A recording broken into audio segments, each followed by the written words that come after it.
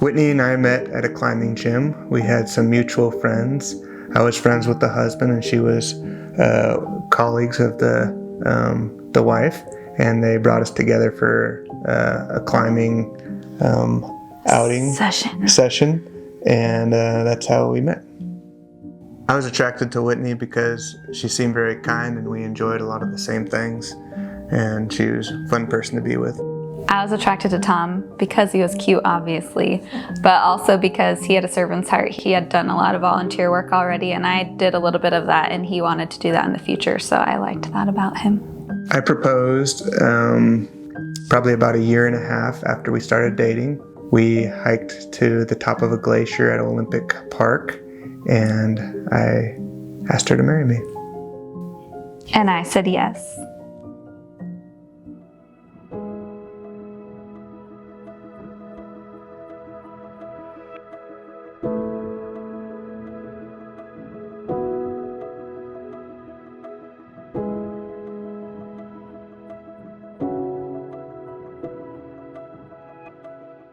Infertility is kind of a word that I hate because it's this club that you don't want to be part of, but you quickly find yourself in about 6 months into trying to have a baby. And you realize, well, maybe this isn't as easy as everybody makes it sound. And it's very difficult. And we obviously have gone through it for about 3 years. We'd seen a fertility doctor for it. There didn't seem to be anything obvious that we could do to improve our chances of having a baby. As a woman, the feeling of not being able to have a baby is pretty horrific, if you ask me. And anybody I've met that is not able to have children also feels the same way. It's kind of like as you are raised, it seems like this thing that you'll just naturally do, and it's something you try not to do for a long time.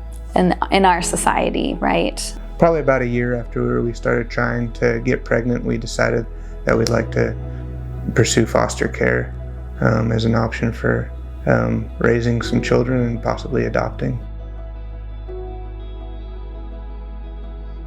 The infertility was a definite stress on the marriage. We'd go through, the month cycle where,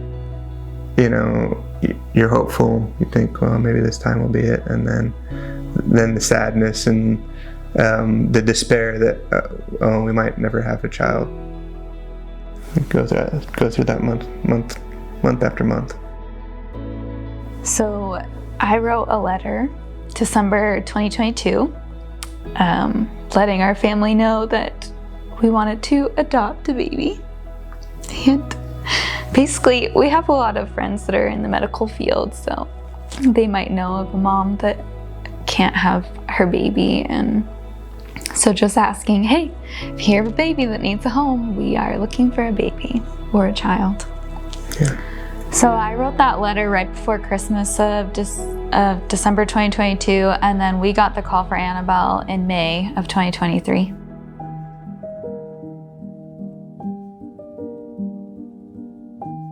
So when they called me to tell me that they had a baby for Tom and I, they called and said, hey, we have a baby. And I was like, really? Wow, is it like respite care for a weekend? What's going on? Because we hadn't received any calls for children under 9. And they're like, no, we have a baby for you. And I was like, really? And they said, yeah, we have a baby that was left under Safe Haven, and we want to place her in a home with the intention of adopting immediately.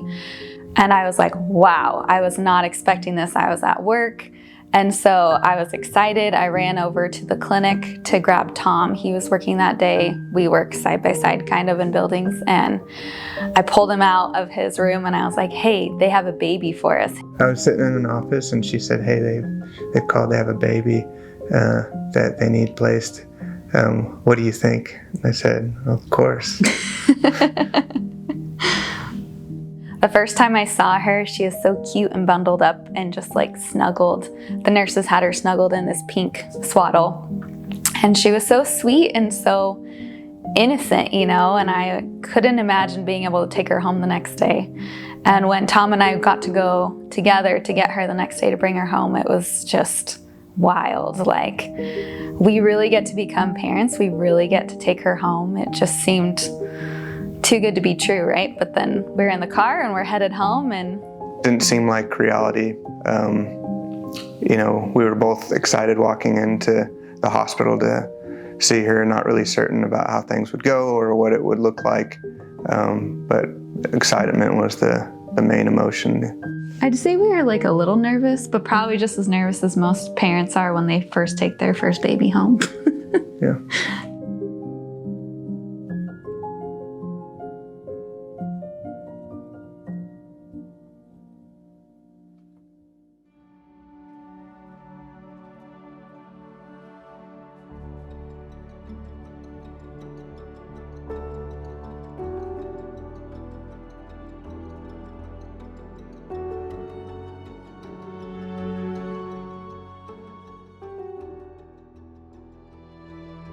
To have Annabelle in our life and to have a baby is obviously life-changing to become parents, but Annabelle is a very sweet-natured, very like goofy, interested in what's going on.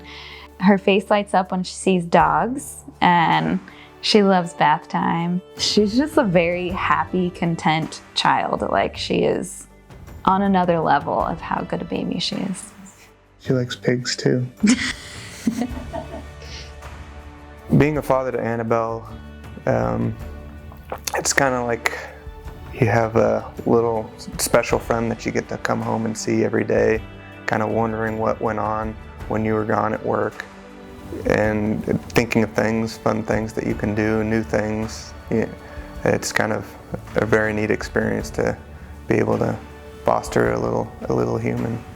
My favorite parts about being a mom are the snuggles, the smiles, the laughs, and just like getting to teach a little human being how to be a human being. I think it's really fun.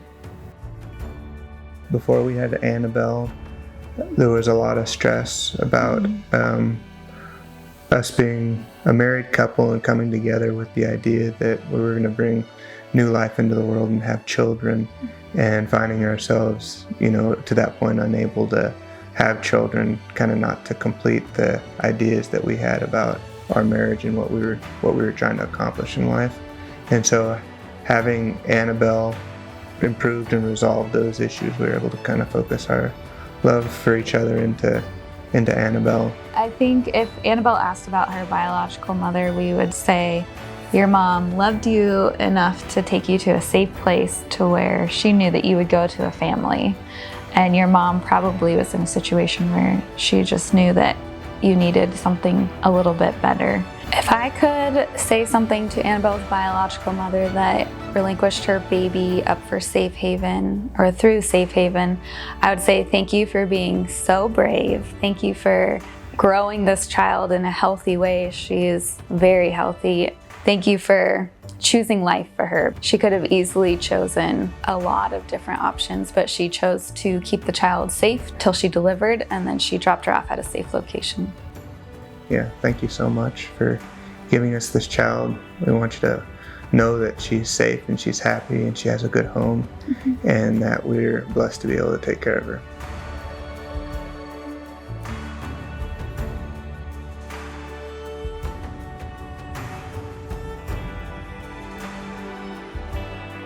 Safe Haven laws in general are a law that is provided for mothers to be able to drop their infant off at a safe place, usually a hospital, a police station, a fire station. This law will protect the mother from criminal charges for abandoning her child.